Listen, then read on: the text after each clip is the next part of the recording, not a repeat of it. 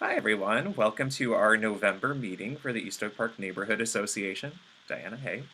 Um, we have a guest tonight, Jackson Koeppel, who is a Highland Park resident and former Executive Director of Soulardarity, which I enjoy that the word is like soul and then solar and then adarity, you know, and works actively.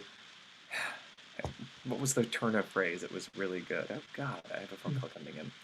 Um, he's working towards equity and like democracy for energy usage. I'm sure he will explain more on this, and this kind of pairs well with last month's meeting where we heard from not DTE but from the Michigan Public Service Commission. Correct. So this is another side kind of to that coin, and probably more for what we can do perhaps to have a little more action involved with what we're paying and our resources. Jackson, do you want to introduce yourself? And thank you for being here. We're happy to have you here. Yeah, absolutely. Can folks hear me all right? Yep, I'm good. Yeah. Cool. I have my phone dialed in because my my internet is quite bad and sometimes drops for no reason. So if you see my screen freeze, my audio is still probably working. I'll just say I did update my briefing slideshow about the DT rate case, and I think in talking about the rate case, we end up talking about most of the sort of local issues that we're all dealing with.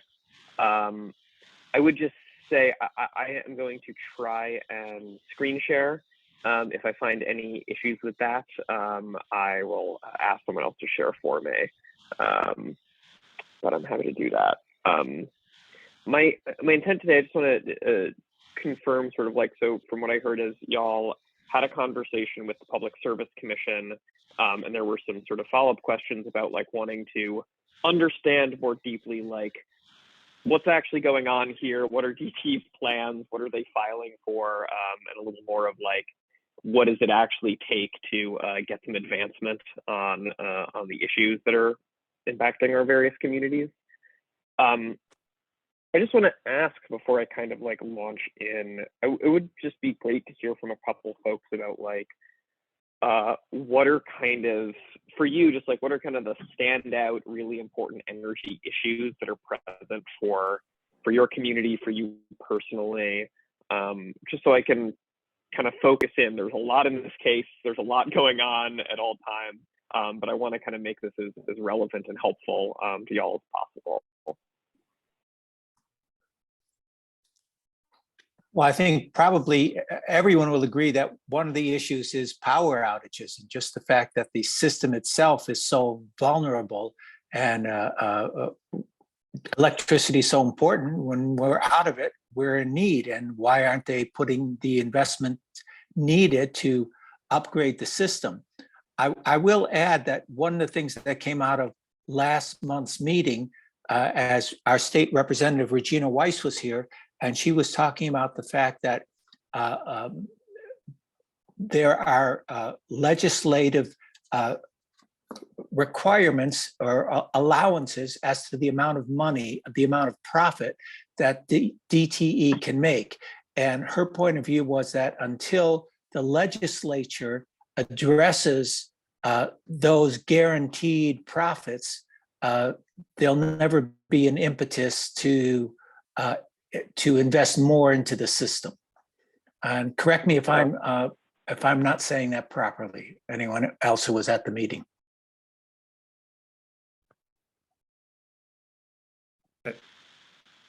Yeah, that sums it up. So Yolanda Smith raised her hand. Hi, not a dues paying member of OPNA, however, East OPNA. However, you all welcomed me with open arms, and the question was posed. So, you know, spoiler alert, I live in Southfield, and represent all the way over to Coolidge right now. Hopefully I'll be able to represent all of Oak Park at some point. And one of the things, my power was going out several times, what felt like several times a summer. And like for the littlest of things, you know, and it'd be like right across the street, people had their power, and it was just really frustrating. So I don't know what the impetus was, but I know for sure that my mayor and through something was able to get just some momentum to get some of these branches addressed. Now, this is a side conversation, Dawn. I'm saying Dawn because you're the one I can see right now, is they don't look pretty. You know, is there any balance between function and aesthetic? Because they do seem like they just make the trees look so crazy. But the other thing that I would like to is that there's no help for people to maintain the trees between their property and the line, if you will. So like it's from the tree to from the line to the house. If there's trees covering that, DTE or consumers, they don't help you with that. And for a lot of homeowners, that's that's very cost prohibitive to address. And I think that's where the problem is. It's not necessarily at the line, it's from the line to the house. So just some observations. Thank you. Yeah. Cool. That is great. It helps me to just kind of ground and focus in. If there's anything else, just bring that folks want to raise, that'd be great. And otherwise, what I'll launch into is just kind of giving like a little background on what are the things that are in this case that is going to get a final ruling from the commission on the 21st. How do these issues play out in these different cases with the commission? And I'll share just a little bit of how Soulardarity and We Want Green Too and kind of the other environmental justice and frontline organizations are engaging both in these regulatory proceedings, in the sort of organizing around the regulatory proceedings, and ultimately, to the point that was raised in a previous meeting, what needs to be altered legislatively to be able to sort of get where we need to go here, and what can we actually just get done in the current situation. So if there's nothing else burning, I'm going to screen share. Someone needs to let me screen share. So John, I saw your hand go up. So while Dawn is saying that, if someone could give me the screen sharing ability, that would be great. I think that is Dawn. I know we go through this.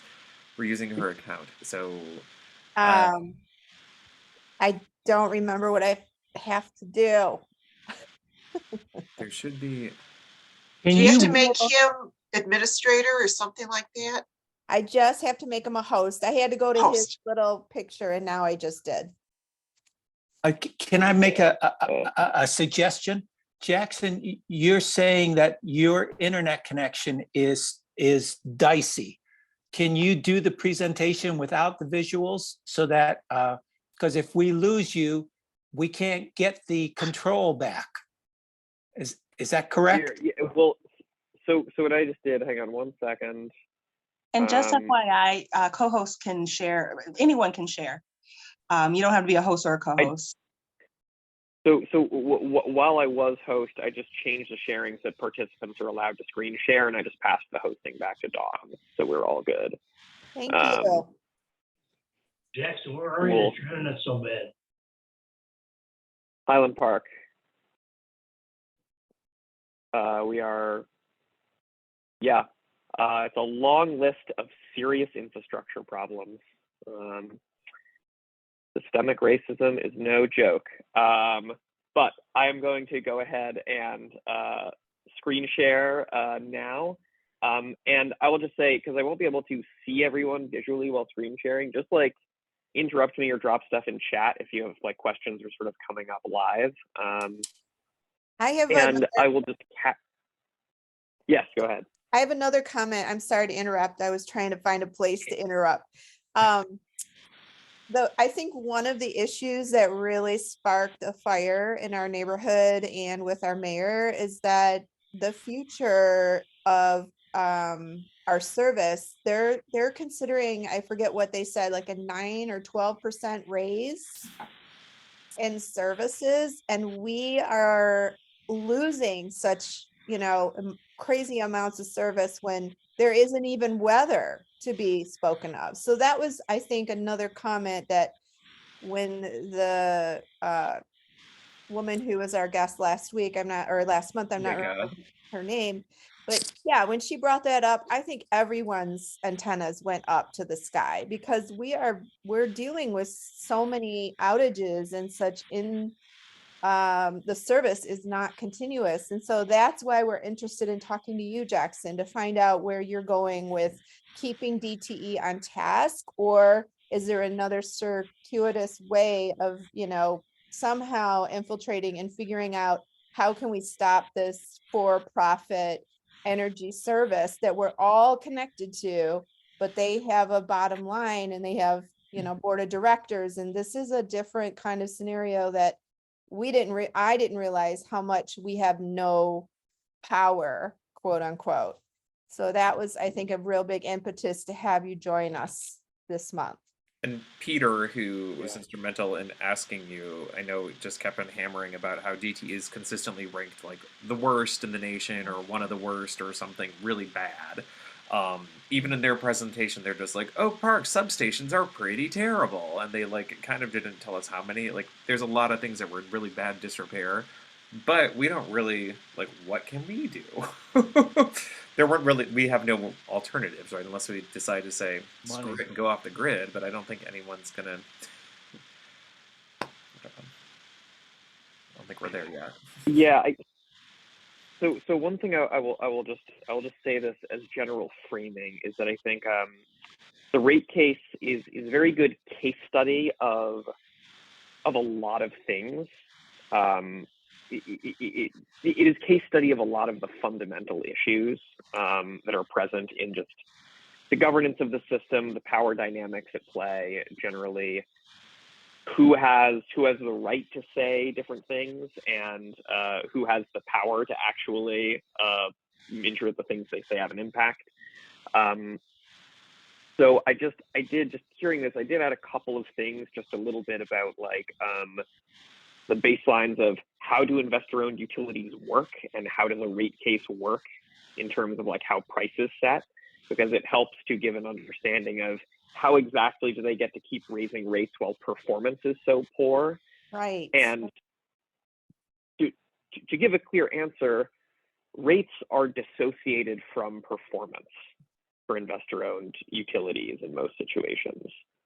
And there are efforts to change that with something called performance-based rate making. But I will explain how are rates generally set right now to give a sense of the weird arcane arguments we have to make to try to stop rates from going up when there isn't really a good sort of legislative structure of accountability. The other thing I will just offer at a wide level is that, I can share the link to this in chat, but We the People Michigan released two reports. One is just a sort of like, people's report about DTE. It's important to understand that these aren't just, right, DTE is not just an energy company. It is also a very large foundation that, basically gets money out of the public budget to spend as a tax break for themselves. And they also own many subsidiaries, including they own pipelines that bring gas from Ohio and Pennsylvania through Michigan. They actually get to buy gas from one of their own subsidiaries. They used to own and still own, I believe, spun off companies that run coal trains. They're a big, complicated entity. And I think the analysis of their regulated electric company is only a part of understanding their whole deal.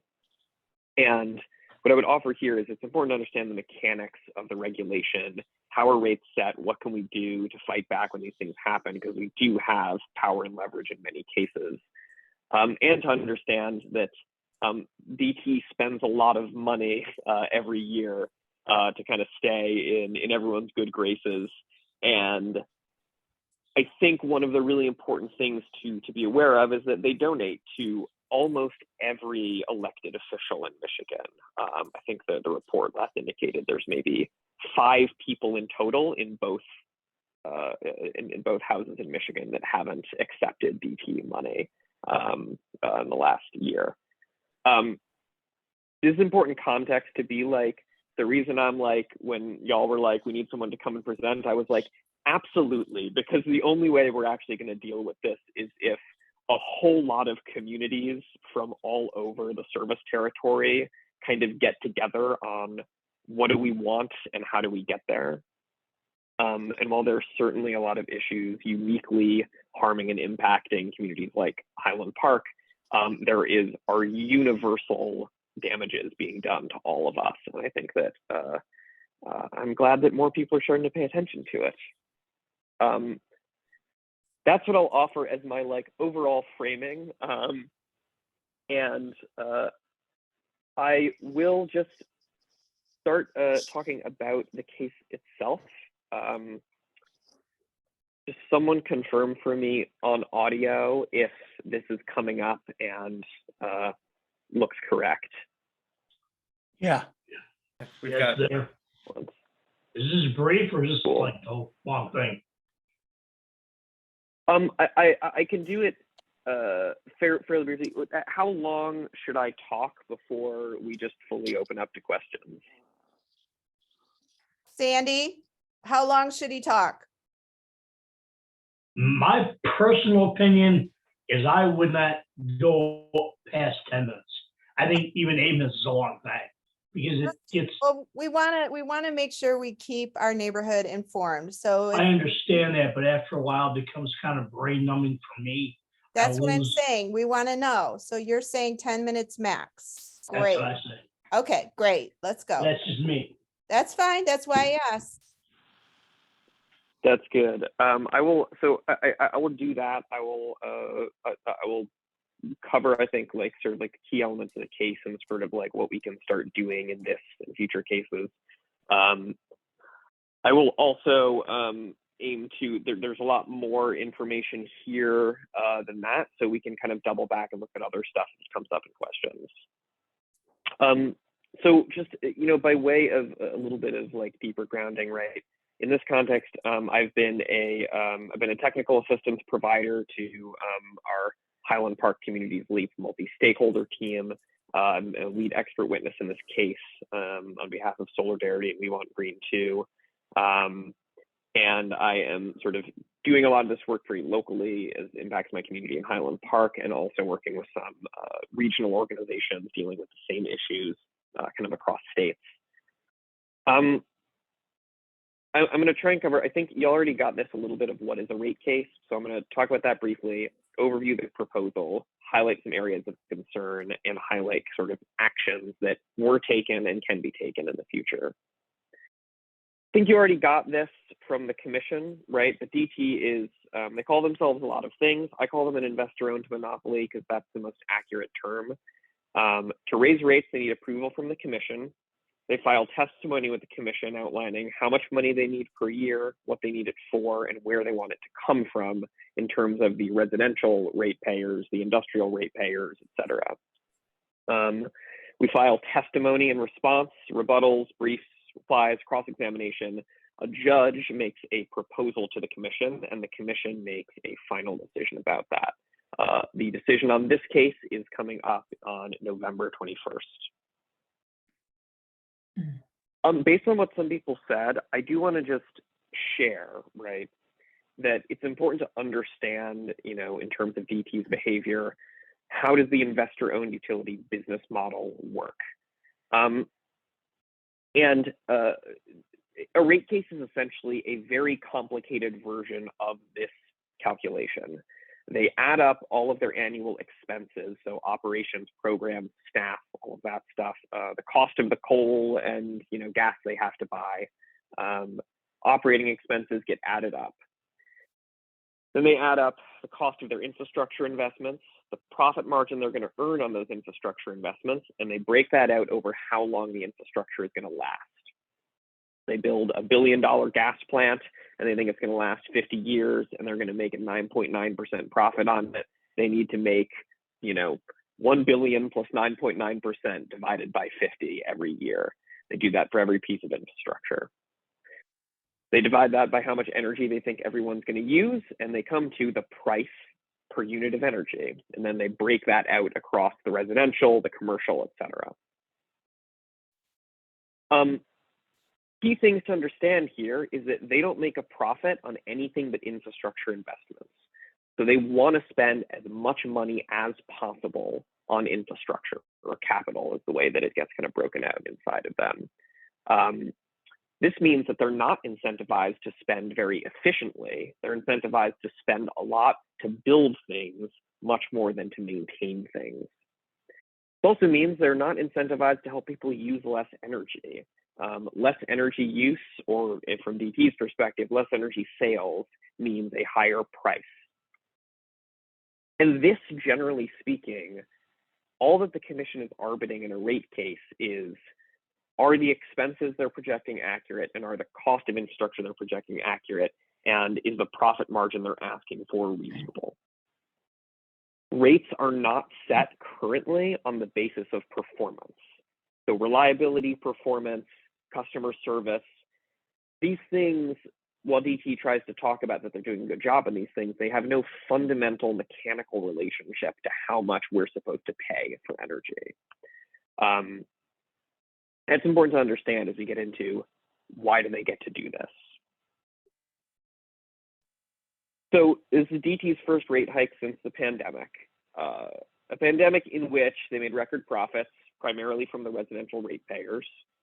They had persistent reliability problems, as we're aware, and rates, which were already unaffordable, have continued to be highly unaffordable. DTE had a level of shutoffs and reconnections during the pandemic that is presently under federal investigation. The key information here, right, is that they're asking for another $388 million per year. They're trying to raise rates to get an additional $388 million in revenue. They're asking for an increase in their return on equity, that is their rate of shareholder profit, from 9.9% to 10.25%. Within this overall increase, they're asking for a 24% increase in municipal street lighting rates. They're asking for, as has been noted to you, about a 9% increase in the average residential bill, increasing bills by $10.31 per month. What that amounts to is, of this $388 million they want, they're asking for $233 million from the residential shareholders, residential customers.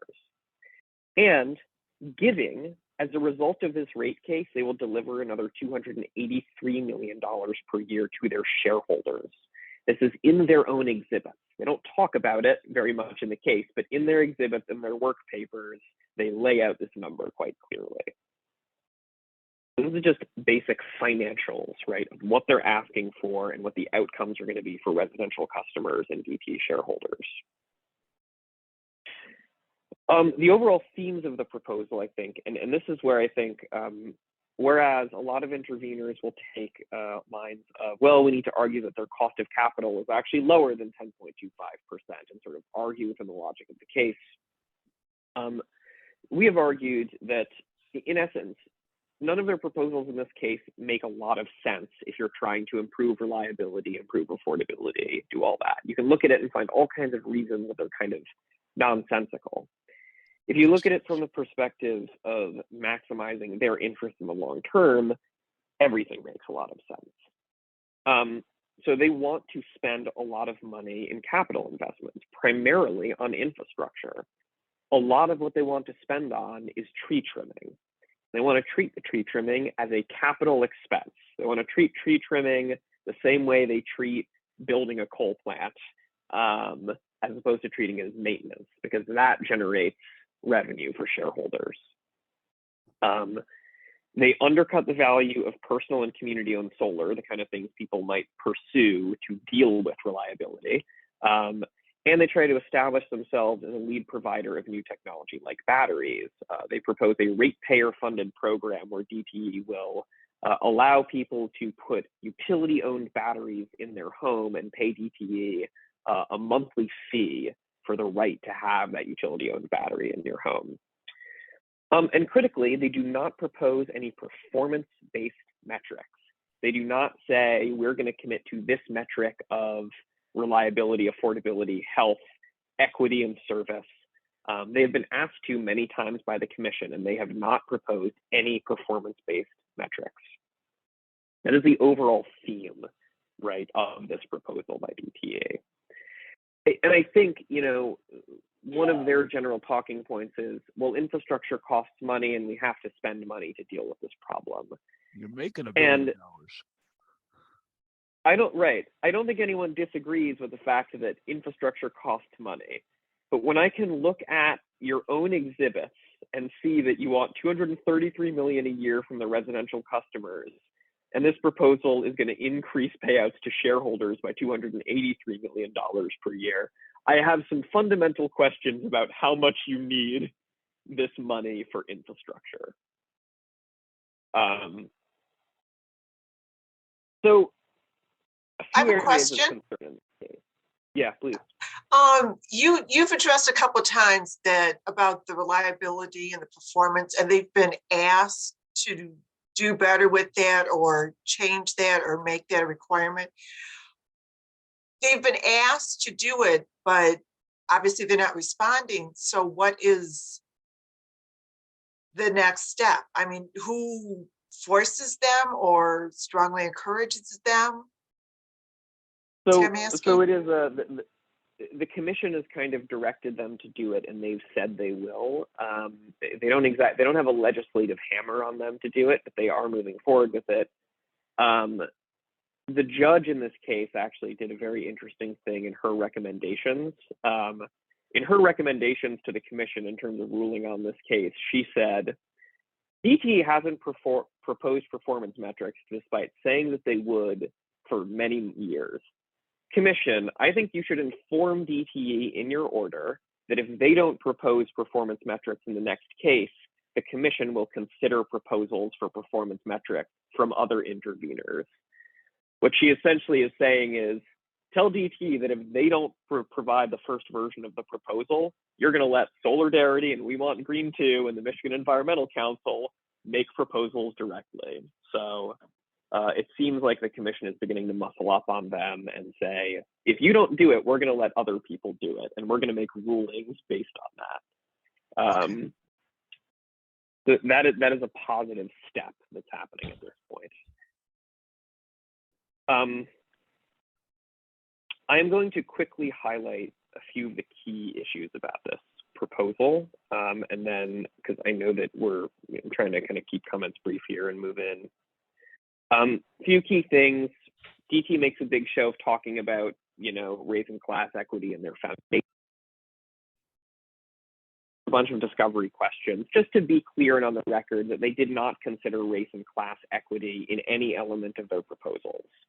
We got it on the record that they basically said, no, we didn't, and we don't legally have to, so we didn't. The proposal heightens existing affordability crisis. I think we're all kind of accustomed to energy costing a lot, but we should be aware that pretty much any household at 200% of poverty and below is paying an unaffordable percentage of income on energy. For households below the poverty line, it's 18 to 34% of household income. Affordability is generally pegged at 6%. So residential ratepayers have received extremely poor service across the service territory for the last several years.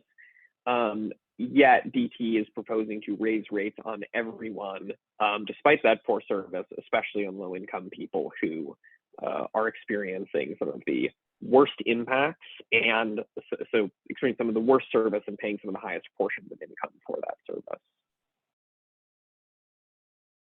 And this has been a trend since energy legislation passed in 2006. The rates for residential customers have been rising since some legislation in 2006 that changed the way costs are allocated between residential ratepayers and industry ratepayers. So this has been, you can see it's fairly stable. There's a gap, but there is a gap that isn't changing exponentially until 2006 when we get the energy legislation package and residential rates skyrocket. They haven't filed a case for a couple years because of COVID, at least electric case, but this is the trend of where we're going, is residential ratepayers receiving some of the worst service and being burdened with more and more of the cost. Even though it was residential ratepayers that delivered DTE their terrific amount of profit throughout the COVID pandemic. Skip some of the stuff for context, because there are a lot of things. I could talk infinitely about some of the scary stuff DT does on selling arrears and selling debt to third-party collectors. There's an excellent ProPublica piece on it that I recommend reading. That is a whole other presentation. I will add that in this issue of reliability, we see DTE sort of avoiding accountability for reliability, right? Trying to kind of dodge the issue, trying to raise residential rates, and I would argue very strategically trying to undermine people's ability to opt out of their service, which is becoming increasingly poor in quality. Distributed generation customers like myself, I have solar panels on the roof. I currently get 8.5 cents a kilowatt hour when I put power back on the grid, and the power I'm getting from DTE averages around 19 cents per kilowatt hour. They're trying to cut that in half in this case. I don't expect them to get away with that, but you can generally see that their idea is we want to preserve our monopoly, we want to undercut the financial viability of alternatives, and we want to continue to raise rates so that people are sort of like stuck into bottom lining our profitability and get those rates locked in by the commission year after year. And kind of most critically to the reliability issue, the plan they propose in this case and the core of what they want to spend the money on is both deeply inequitable and deeply ineffective. They filed a distribution grid plan with the commission in which they committed to using an equity screen to inform their investments. That would mean looking at, by census tract, analyzing the entire service territory and saying, here is the reliability performance geographically, here's the quality of service people are getting, and here is the and here's the amount that we're investing into these various communities, right? And doing it by census tract so we can understand, are low income people getting worse service, right? Are Black and brown communities getting worse service? Are certain suburban communities getting worse service than other communities, right? And their proposal in this plan, the thing they want all this money for, is something they call hardening, which is primarily tree trimming in Detroit and continuing to fix things as they break. So replacing utility poles as they fall over, replacing wires as they fall down and start fires, as they did in Highland Park in the past year. They argue against doing modernization of the infrastructure. And we spent some time to figure out, okay, what are you actually doing here? The DTE service territory is broken out into a higher voltage distribution of 13.2 kilovolts and lower voltage distribution of 4.8 kilovolts. What we have here is a rough map of that voltage. And we went ahead, and because they didn't do it, we went ahead and did a little map and analysis of, okay, everyone's getting bad service, but the 4.8 kilovolt service is measurably worse by DTE's own admission. And we can see that the quality of service is worse for lower income communities, is worse for communities with a greater minority population, and for communities that have greater rates of unemployment. This is both in Detroit and out of Detroit areas in comparison to areas served by the 13.2. What we basically found is that race and income are determining qualities in the service that you're going to get. And we had DT tell us, how old is your infrastructure across these things, right? And what we can see is that the substations, the network banks, the switch gear at the top of the poles and the hardware themselves, and the system cable is substantially older and substantially past, in many cases, industry life expectancy in the 4.8 kilovolt system. Additionally, this old infrastructure cannot accommodate solar. You can think of it as like, right, like it's a water pipe and it's a smaller pipe that can't accommodate as much flow. So if you have a lot of solar on one of these circuits and suddenly it's all producing at the same time, the circuit could get overloaded. The thing they use to measure this is something called hosting capacity, and it is lower for the same areas. And actually one of the staff members at the commission basically said, communities served by this old infrastructure have the highest trouble in the system, but the very system that causes that trouble is also the one that is in the way of seeking solutions. DTE asks for money from all of us in this case to invest into improvements in the 13.2 kilovolt system, telecommunications technology that would help manage power better, improve outage response.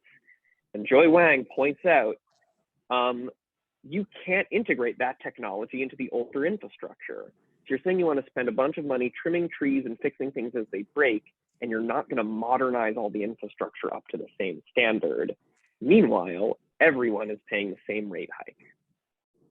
So we think the hike should be lower, but also the distribution of costs and benefits is pretty terrifically fucked. I will do away with professional language for a moment because it's quite infuriating. I don't know exactly where Oak Park lies in this, but it's very plausible that you have a patch of 4.8 kilovolt system, or your fully informed 4.8 kilovolt system. And you can see that it kind of like patches around the entire territory. We have been fighting in this case for a long time. And what I want to highlight is that a decision is going to be coming out on the 21st. We will know how much DTE gets allowed to raise rates, what they get allowed to spend the money on, and how much of their fundamental logic gets challenged by the commission. Opportunities to engage in that case, right, I would say are closed. As in, you could file a comment, but it's not going to affect outcome at this point. However, DTE just today filed their integrated resource plan, which is their 15-year energy plan, and they expect to file another rate case in 2023. None of these issues are going to be settled in this case, and they're going to require engagement to shift. I would recommend that Oak Park, the city, Oakland County Commission, consider connecting with the Michigan Municipal Association for Utility Issues, which is a resource for municipalities and communities to actually have a legal standing in this case. A number of cities in your region actually filed testimony through My Maui, which hopefully is going to directly addressing some of the reliability issues and some of the financial harm it's caused to communities in the inner and outer ring suburb area. And, you know, there's a lot here, right? But my sort of overall framework is that we have this interconnected crisis of affordability, the quality of infrastructure, and access to clean energy and sort of alternatives. The way DTE talks about it to the commission is kind of like they're a scrappy family diner with one of these kitschy signs that's like, you can get cheap and fast service, but it won't be good. And that is kind of the way they talk to the commission about it, even though they appear to be making plenty of money, and they appear to be year to year saying they're going to give more to their shareholders than they're actually getting from the residential rate base. And them kind of taking this tone of pitting the crises against each other is the problem. We need solutions that actually address all three and are tied to performance and outcome for communities that have been poorly served. And as y'all are kind of navigating this and figuring out, well, where are we going to plug in? Legal intervention is a great step. But by and large, I think there are a range of things. I think really going to what are the rules and goals of the system? Are we getting to performance-based rates? Are we sort of changing the governing law, right, that determines how rates are set? Expanding local clean energy with the resources we have available is always great. Organizing solar bulk purchases, putting batteries in homes, right? All of that both helps to solve a problem immediately And it puts pressure on DTE. It forces them to start to have to come to the table and get creative if people are seeking alternatives more actively, and doing it in connection with the people doing some of the intervention and fighting. And kind of finally here, asserting local rights. Ann Arbor is considering a sustainable energy utility and or a public power utility in a feasibility study right now. I think that there are lots of ways that communities can sort of assert as a community as a whole, we are getting bad service. We have a right to a basic quality of energy service. And if the utility can't provide it, we are going to pursue our own options. That might be community solar projects. That might be a feasibility study for a municipal utility. There are lots of ways to do this. But I would offer this as kind of like a, not so much silver bullet as much as it is silver buckshot to kind of get us there and address these issues. And I will just highlight, you know, kind of in last speaking to the issue that was raised, the tree trimming piece is a real challenge. DTE, there are a lot of issues with people trying to get tree trimmers to deal with the trees on their property, and the tree trimmer saying, I won't go near the utility line, and the utility saying, well, we won't cross your property line in the trees that we're going to trim. But I would also offer fundamentally that one of the things you're learning is that, yes, tree trimming, if you catch up on it, has an effect on reliability. But unless we actually modernize the infrastructure, certain communities are going to continue to get measurably worse service and are going to have measurable limitations on pursuing the benefits of new technology. And so tree trimming programs should be improved. They should not be capitalized so DTE can earn a profit on it, and that work with homeowners should improve. But we need to deal with the infrastructure itself and its age and quality. And thus far, DTE is not touching that in any meaningful manner. And as a rule, I am here to help as folks consider getting into these cases, bringing the perspective of Oak Park into some of the organizing spaces that exist around this, and just generally trying to address the problems that are happening in your community that are, trust me, shared by a whole lot of communities surrounding. So I will quit talking there. I went way over 10 minutes. I just looked at time. But I hope that was interesting and not too depressing. I will just say there is quite a lot of momentum now around these cases and a lot more attention on DTE. Their IRP filing is way better than the one they did 3 years ago because they know there's some heat on them. Yeah, welcome to this. Happy to answer questions and nerd out about any really important elements. Thank you.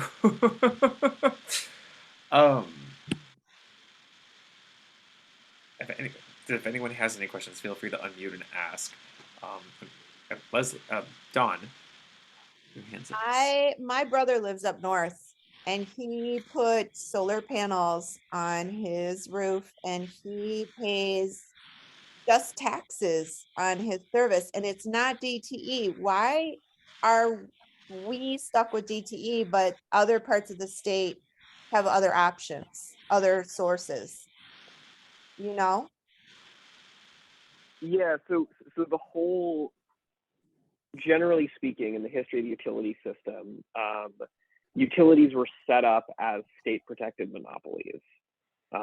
They were sort of regarded as kind of what, I hate using this term because I think it's misleading, but natural monopolies, because basically they were like, we don't want a bunch of people competing to put up power lines because that would be very costly for everyone. We got stuck with DTE in essence because the investor-owned utilities only wanted to operate in places with population density. So DTE and consumers, they have wider service territories than many other places, right? Interesting. But DTE and consumers serve most of the places with urban population centers. And the rural electric cooperatives, which were basically funded by federal grants and low-cost capital, serve most of the rural areas in the state. And there's also a patchwork of municipal utilities kind of scattered around. So by and large, we're stuck with DTE because that's the way the map got carved up at the beginning. There are options for changing that, but as we're finding in DTE's resistance to the Ann Arbor for Public Power campaign, that anytime you propose switching out utility provider entirely, it really puts the fear of God in them, and they really start spending a lot of money to to deal with it. Which isn't to say you shouldn't do it, because it really brings them to the table and forces them to negotiate in different ways. But that's roughly, in short form, why we're stuck with DTE and kind of what our options are if we wanted to completely flip that on its head. Interesting. What happened with the Ann Arbor case? They're currently doing a feasibility study on public power right now, which is generally the first step. Is the city needs to evaluate the cost of buying the utilities infrastructure and providing the service themselves. They're actually doing a very interesting study where they're looking at in parallel a public power system where they buy DTE's infrastructure and become the provider for the whole city, and what they're calling a sustainable energy utility, in which they just start building microgrids to directly serve the needs of certain areas of the city, starting in their sort of low income, least well served areas. So they're in the feasibility studying process, and if either of those things look positive, then they would proceed with probably need to do an electoral vote. If you're doing a public utility, you need a referendum, but they would proceed with doing the sort of like public voting and bond issuing to actually finance those changes.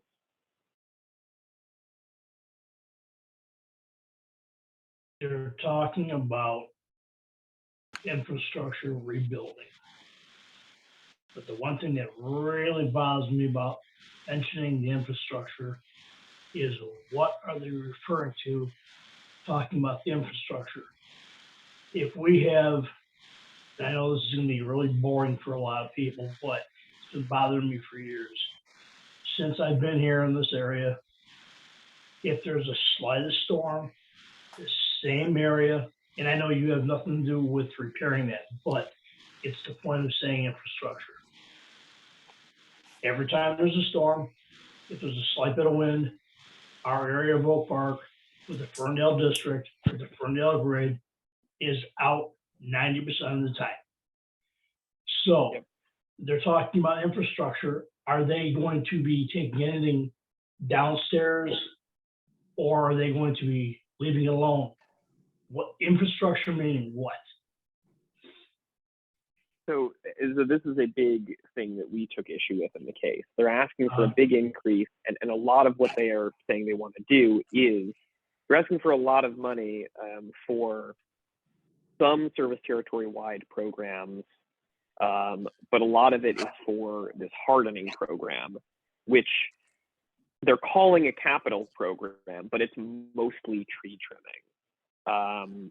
There's very little actual replacement or upgrading the voltages of the infrastructure in their plan. They proposed a couple of sort of conversion pilots, but they were not very well justified. The places they're thinking of converting to 13.2 are places where they see great increasing population density or increasing economic development. I guess which that kind of creates, okay. which kind of creates a fun self-fulfilling prophecy of businesses don't want to locate in a place where they don't have reliable power, right? People don't want to live in a place that has extremely unreliable power. And so DT is like, well, we are only going to invest into places where development and economic growth are happening, which is going to mean that the places that aren't getting that investment are going to have further limits to attracting development and economic growth. It is one of the biggest problems with their infrastructure investment methodology. And your point, it's not just about how much they invest.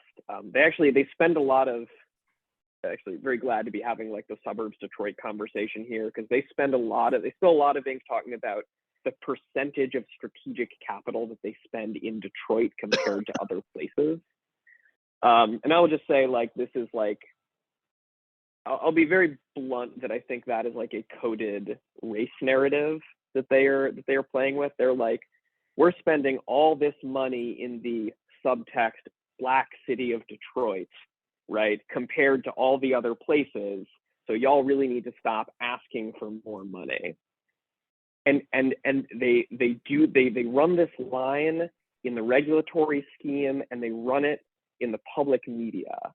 And the point is, I don't care how much if you took a giant pile of money and brought it to Detroit and set it on fire in the middle of Detroit, I don't care. I care about, are you improving the performance in my community? And what we're seeing is you're able to get some benefits from tree trimming, but it's capped. You're not actually going to solve the long-term problem unless you improve the infrastructure. And as the map indicates, this is extremely bad in the city of Detroit that has the oldest infrastructure, but it is impacting communities from Detroit through Oak Park all the way up to the tip of the thumb, right? And universally, right, they're trying to make this sort of Detroit versus everyone narrative in the way that they talk about their percentage of money spending. In reality, they need to change what they're spending the money on, period, and how they are moving towards the outcome of more reliable power. And that we have not seen them propose yet.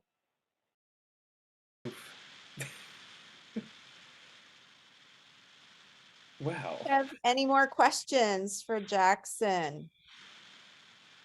I see that you have the link in there too. Oh, Sam. You've been doing this a while, Jackson. There have been rate cases in the past where your organizations, I'm assuming, have stepped in and intervened and argued against it. What has happened in the past with your interventions? And are there other interveners? So yes, there are a lot of interveners. I will give huge props to our current Attorney General for really directing her staff to go to work on DTE in a way that our prior AG was not. The Attorney General is a regular intervener, kind of a consumer advocate. Michigan Environmental Council, Sierra Club, NRDC, there's a cluster of environmental organizations that have kind of regular intervention strategies. And the Michigan Municipal Association that I mentioned is also a regular intervener in these cases. I would say get an email. An email for Michigan Municipal Association. I think she is supposed to be muted. I'm going to mute her. Go ahead. Okay.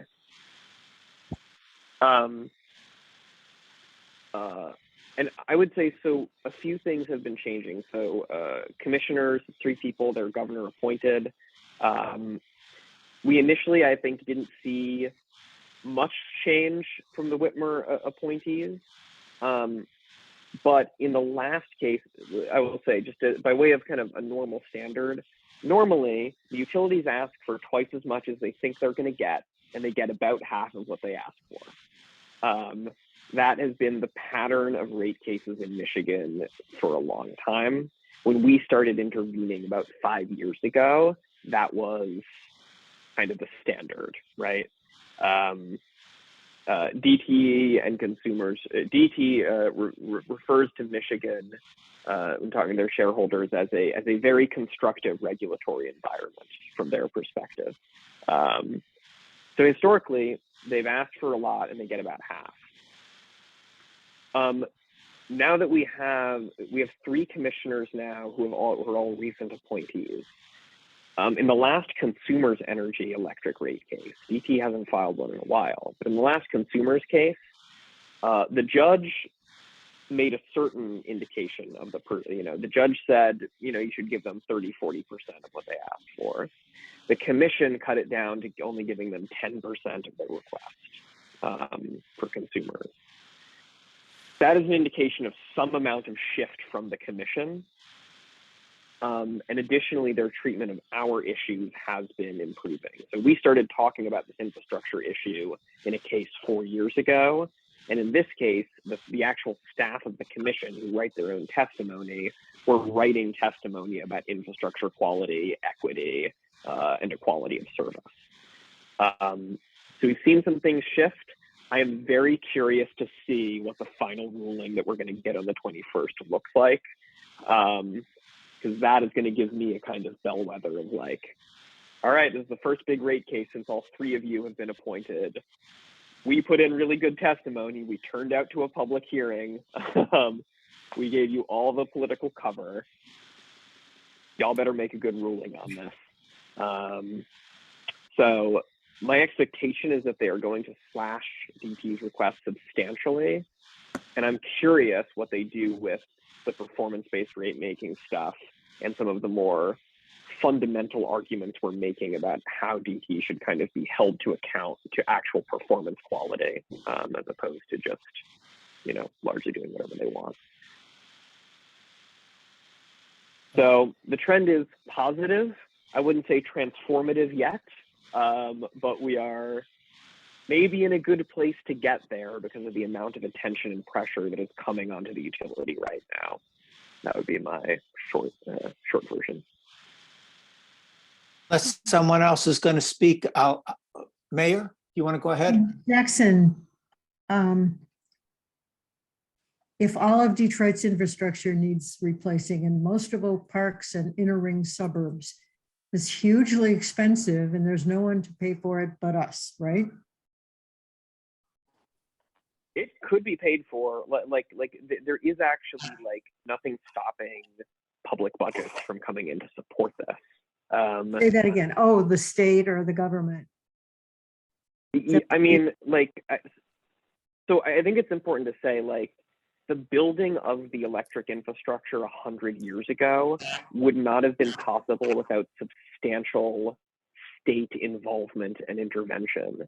I don't think the rebuilding of the infrastructure is going to be possible without that, because, right, if we just look at the basic way that the investor utility business model works, every dollar that goes into infrastructure should be driving greater shareholder returns and greater rates. And affordability is already at a crisis point.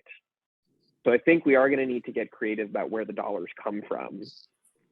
And also, frankly, we need to say this investment needs to be made, and DTE shouldn't get to reward their shareholder, give their shareholders a raise when they're doing a bad job, right? That's the basic principle of if you keep getting rewarded for doing a bad job, you're not going to stop doing a bad job. And we've been rewarding them for doing a bad job for decades. So it is expensive, and I'm not going to say that it's an easy question of how exactly it all gets paid for and protects affordability.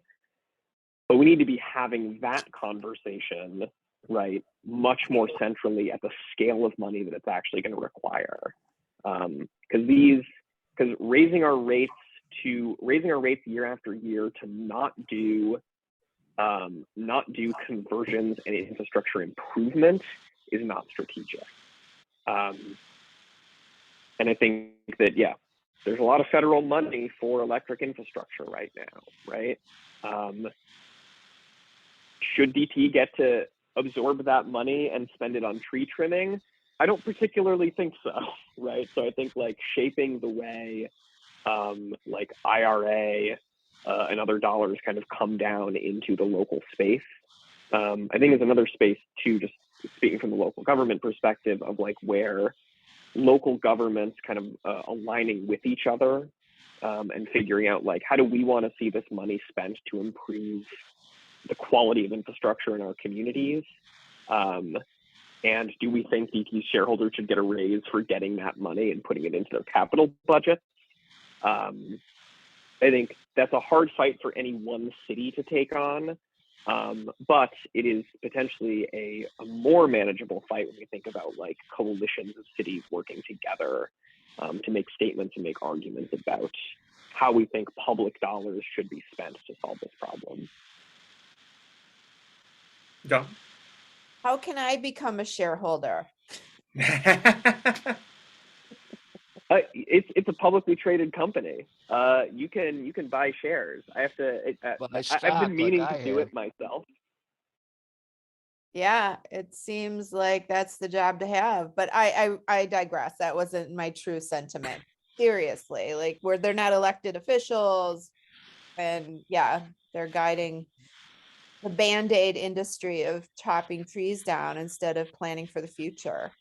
Really, Well, in defense, for 10 years, they had promised to cut trees down in Oak Park. The number one cause of lines going out is a branch falls on the line. So Right. if you don't do the basics of cutting the trees, you're going to have, many more problems. So cutting the trees is an improvement over promising to cut the trees and not cutting them, which is what we got before. yeah, I see your point. And to actually do it right, we're talking billions and billions. And unless we can talk the Republican legislature into funding it, which doesn't seem likely, the funding has to come from us. It's impossible. It's like fixing the roads. It's like fixing other infrastructure, the pipes under the roads. Let's not talk about Those are so high. I mean, this is not just this utility, but water utility is the same sad story. Yeah, and gas, I know, but the Band-Aid is the trees. It's, we need a different outlook, a different future on our power grid, and just trimming the trees is not enough. And they spend, I forget what the numbers are, but they spend so much money trimming the trees, and then they're not moving ahead in how they provide service. There's still other things that cause problems for outages, whether it's a power station, the power stations go out, and that is nothing to do with tree. But yeah, I just feel like there's a lot of money spent on quick fixes, but not the long term, because they're pocketing that money. According to Jackson, the difference in money, like what they ask for the residents and the residential community and what the shareholders get, it's almost equal in terms of millions of dollars. And that's what boggles my mind, is that we're beholden to them and we don't have a say. Or capitalistic society. I'll just say, right, like these are absolutely not mutually exclusive, right? Like I think that you're hitting on it well. Like DT makes a point, like, and you can read, because their quarterly SEC filings, right? They have to put in their shareholder presentations. They regularly brag to their shareholders, right, that returns for a DT shareholder are roughly double the average returns for the competitive, right, for like the S&P 500 for their industry, right? So, and they have one of the worst reliability performances in the country. And so like truthfully, yeah, they should be catching up on tree trimming, and they should be, billing the shareholders to catch up on their deficient service, right? Yes. And not raising our rates to catch up on their baselines. Mhm. They should be better balancing how they're actually meeting their baseline financially. And once they've got that under control, right, like we can talk about, cool, if you're going to ask for a raise, let's talk about how you're going to improve service beyond the baseline, for that raise. I think there's, If I may, trying to argue the moral case for DTE, I think is problematic. They are going to do whatever the law allows. Their goal is to indeed increase shareholder wealth. That's what they're obligated to do. And so unless their mandate, their legislative mandate, or the MPSC's legislative mandate changes, we can't expect them to act otherwise. And I don't know why we would. What can be done to attack this problem at the legislative end? And as our mayor has pointed out, that seems to be a dead end. What do you think from your point of view, attacking this from the legislative end? So I think that is correct. I will say also, we made a point of this in testimony. DTE has to file, they describe their business purpose in every one of these cases, and they file kind of a standard business purpose of, our purpose is to provide safe, reliable power, and make a reasonable return for shareholders. And we've argued that actually legally that is incorrect. Legally, their purpose is to maximize profits for shareholders. And there's plenty of case law to indicate quite clearly that if you're a publicly traded company and you're shareholder owned, your single responsibility is long-term shareholder profitability within the bounds of the law. And we think that's how they should actually describe their purpose to the commission when they make filings. So I'm very curious to see if the commission backs us up on them describing their business purpose in that way. Because I think the way that they sort of frame publicly, I think one of the first things, Sam, is getting it to the point where we all publicly understand that is the case, because DT spends a lot of time trying to sort of talk about how they care about all these things, right? They care about all these things, and they have moral values, and they have sort of, goals and visions, et cetera. And I think that that's not what they're built to do. They're built to maximize profit, and they act to maximize profit. And that should be clearly understood by the legislature. It should be clearly understood by the commission, because then we can understand that every regulatory proceeding is a negotiation between ratepayers who want good service, right, at low cost, and shareholders who want the maximum profit they can possibly make within the bounds of the law.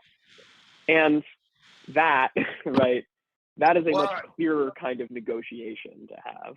What, Marilyn? Peter's here. I just muted him.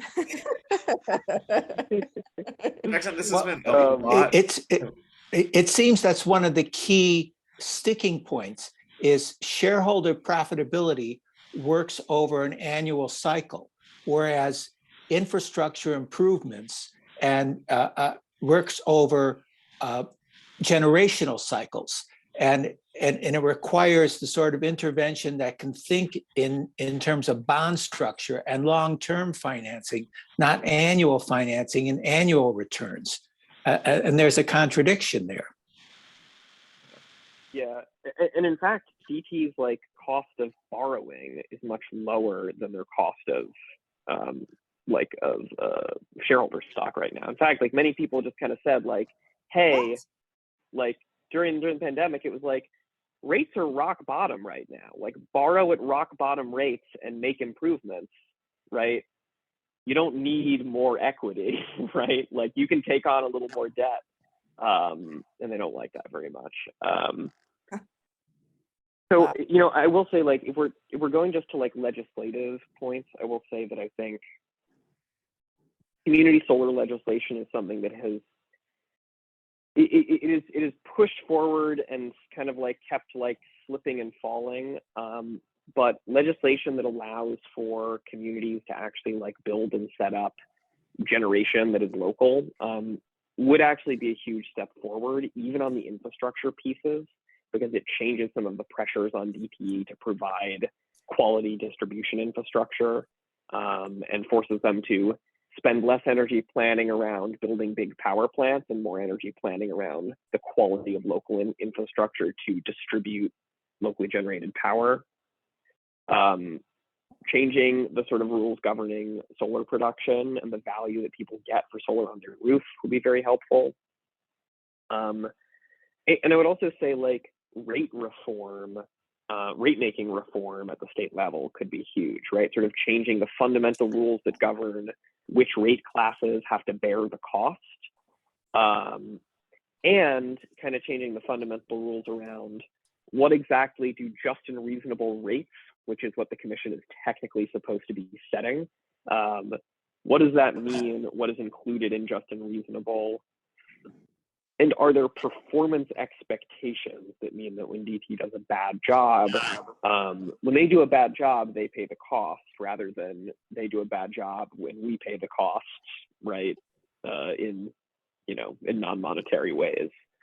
And sometimes in monetary ways, because I had financial impacts from when my power went out, right? Yeah. Jackson? Yeah, a lot more to talk about there. I want to say thank you for joining us tonight. This has been a wealth of information. If you want or wouldn't mind, do you want to drop like contact information into the chat bar in case anyone has follow-up questions or wants to just get in touch with you? Yeah, absolutely. We're going to save the chat thing too, which hopefully will give us access to that doc that we can email out to people who couldn't be here tonight as well, and they can spend some more time digging through. This was a great presentation. I feel very fired up about being angry about DTE. It's great. Me too. Very, very excited to join. And there's like always a lot more to talk about than we have time for.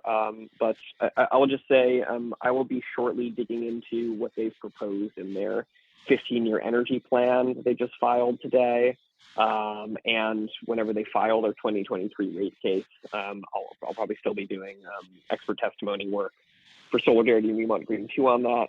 Happy to keep you all in the loop and on those opportunities. And the other thing I'll do is, before I goes, I will drop Rick Bunch's email into the chat. He's the a guy I work with most at Michigan Municipal Association on utility issues.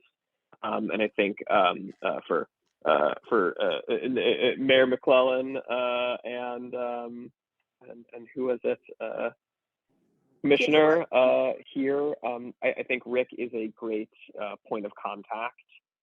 Just for understanding, this is a huge lift for any one city to take on, but there are resources where cities are kind of pooling resources to stay involved in these issues.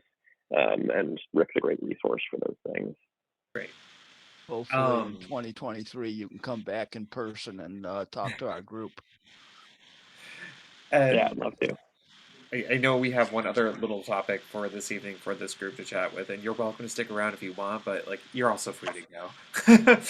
Jackson, you did transfer host back to me, right? Dawn is still the host, yeah? Yes, I did. Okay, good. Yeah. All right. Thank So you, now you're Jackson. free to leave if you want, because when you leave and you're host, cuts us all out. The next topic that we had to talk about tonight, Sam, I'm going to pass this to you to talk. Thank you. Thank you so much, Thank you, Jackson. Thank you. Thank you. Bye-bye. There you go. Traditionally, our December meeting is a social. And in the years gone by, pre-COVID, we have gotten together at the Ferndale Upper Elementary Library and just not conducted business and had a lovely little gathering, a little holiday gathering. And so I think the first question is, would we like to do that rather than have a meeting where we're trying to save the planet again? Instead, we can have a meeting where we stuff our faces. Is there a desire to do that? I say yes. Lester wants to do that. Any other thoughts on the matter? That would be on December 1st. December 1st or the 8th. And in my discussions with the school, they have welcomed us. However, they would ask that we would use the cafeteria instead. In having such an event, I wanted to bring up the concept of COVID protocols and what thoughts people might have. I think in order to make us comfortable in gathering indoors, probably masking is not practical. But can we go further? Can we ask that everyone tests prior to coming? Can we ask that people who have symptoms not come? Things of that nature. And I'd like to open that up for thoughts. I think there's nothing wrong with asking either of those things. I also think that we're in a society where hopefully we've all learned to be monitoring our own health, right? Like, and if you feel sick, see what's up. Like, yeah, I know that probably, it sounds like the last time we talked about meeting in public, there were some people who were very hesitant. Maybe they won't show up. But, like, I think a lot of other people have moved on from there. I think that asking for a test if you feel sick or asking for a test before is fine. I don't think we're going to collect results by any means, but, like... No, I don't think we can monitor things at the door. But I did think it would be prudent to put those thoughts out there as part of the invitation. Any objections to that? Make sure the tables are wiped down in the cafeteria before the meeting starts. Well, okay. Lester, I love that idea. Are you volunteering? I don't He care. is. All right, I will bring the spray bottle. If we're Some looking at money, those too. two dates, personally, I have a conflict on the 1st, but you could do either the 1st or the 8th, and it's fine. So. Before I forget, I think this is the first time we've had Commissioner Charles in our meeting, and I want to welcome her. And I do look forward to your being our next Oakland County Commissioner. I think that now we are going to be in your jurisdiction. Yes, actually, I think this is my second meeting, but I feel like time has no construct anymore. So perhaps this is my first meeting. And thank you. I do look forward to it. I love a robust neighborhood association, and Mayor McClellan listed you all as, you know, the one to match in Oak Park. So kudos to you all. Thank you.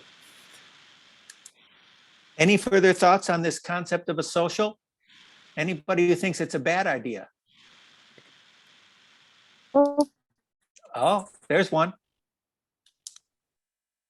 The pandemic's not over. People are coming down with COVID right and left, and I'm not against you guys having it. I just don't think I'll be there.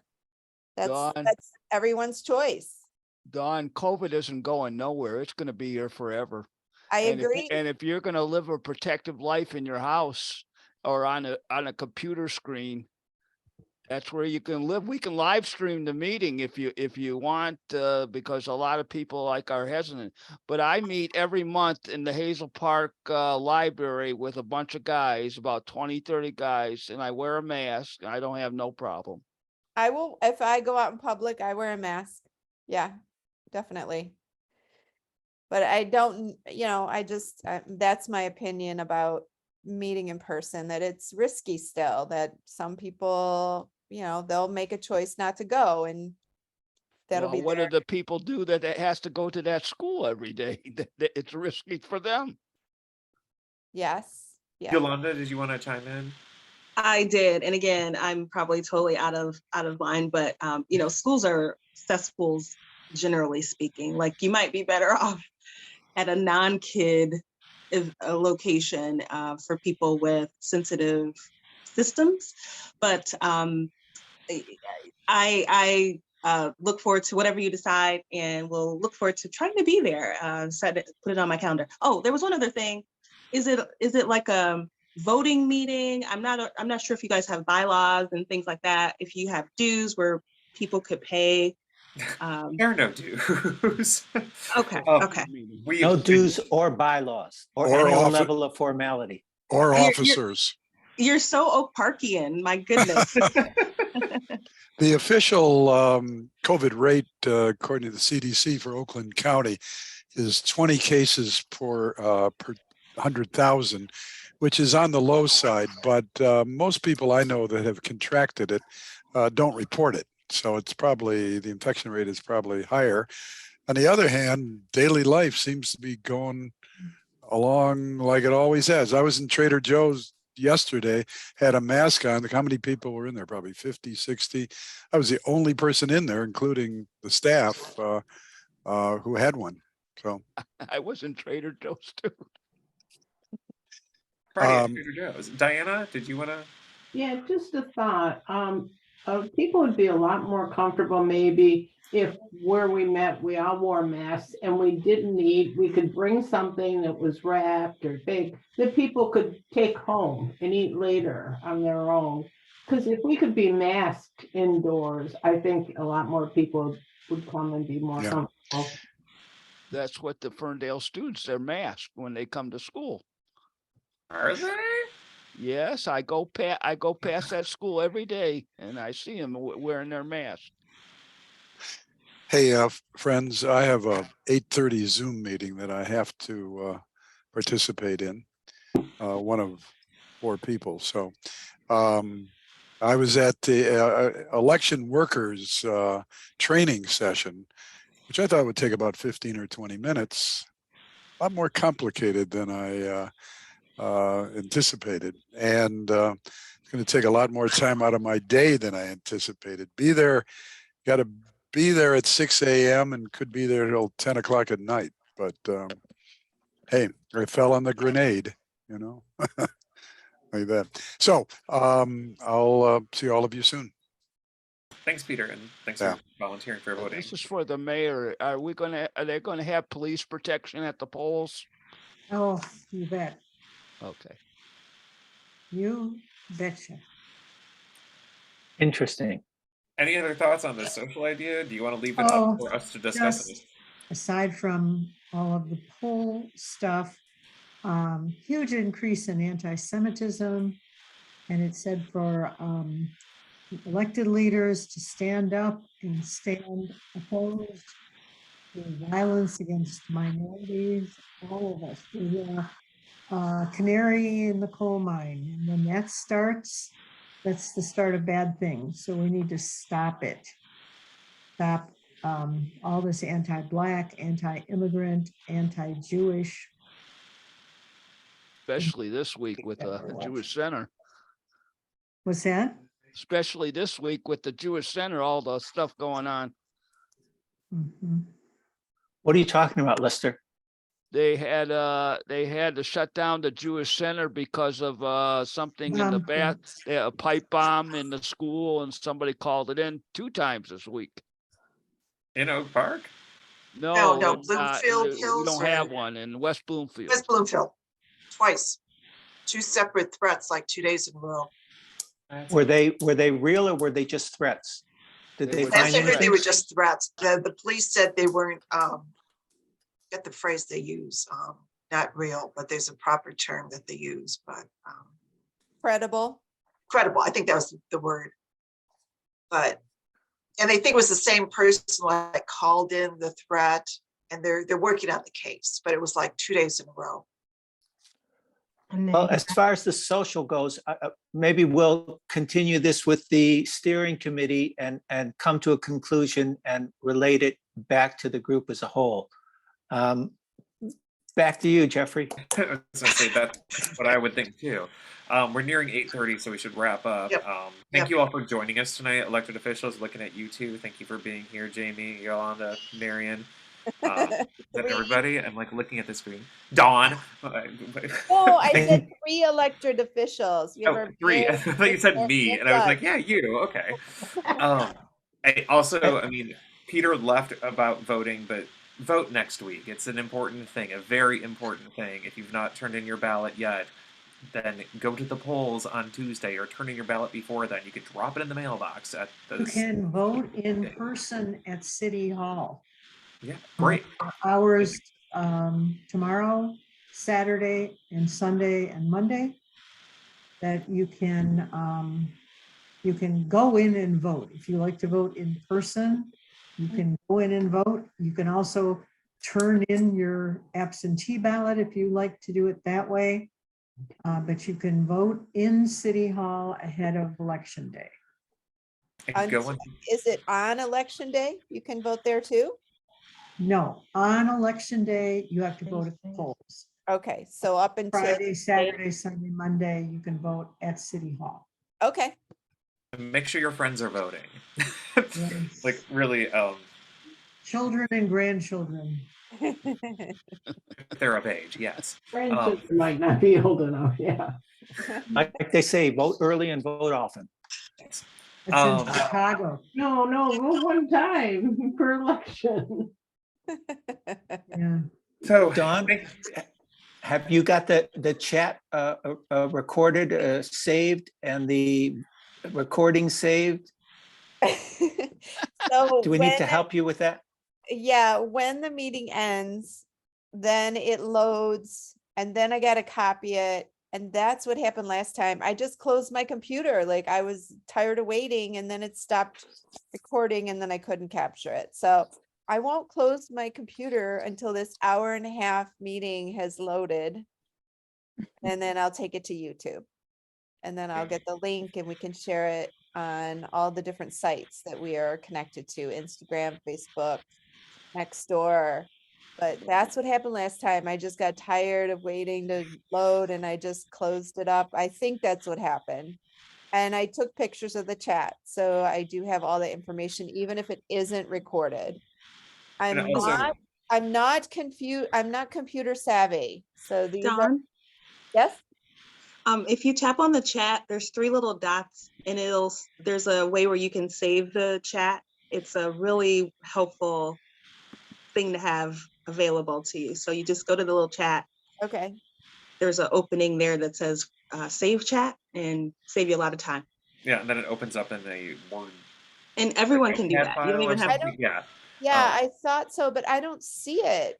Oh, see- It it's should open up down at after the meeting bottom. ends. I see chat at the bottom, but it doesn't give me a saved Yeah, chat. so in the Oh, three- no, Yeah, no. press on the three Three dots. little, see the picture of the paper and the picture of the smiley face and the 3 little dots? Well, I see one that, let me see, everyone in the meeting. and then to the right of and then that, Save chat, right. okay. Yeah, now I see You it. see those, go to those 3 little dots and click on it, and one of the options is save chat. Got it. and then after the meeting, it should open up into a Finder, text it file says. that- Okay, yeah. got it. All right. All right, everyone. Thank you. Lovely. To learn Thank something you. new. Stop the recording minutes ago.